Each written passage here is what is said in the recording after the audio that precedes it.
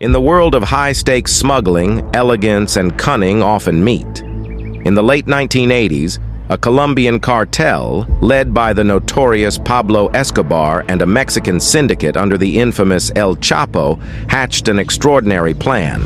Their contraband? Not drugs, but exquisite Cartier birds. These birds, crafted from pure gold and encrusted with diamonds, were masterpieces of opulence. With each feather a work of art, they were designed to bypass security with their beauty and rarity. The plan was simple. Use these birds to move immense wealth across borders without raising suspicion. In Medellin, Escobar's jewelers worked tirelessly, embedding the finest diamonds into the birds' golden frames. Meanwhile, in Sinaloa, El Chapo coordinated with his network of smugglers, preparing for the birds' secret flights. The first shipment took flight on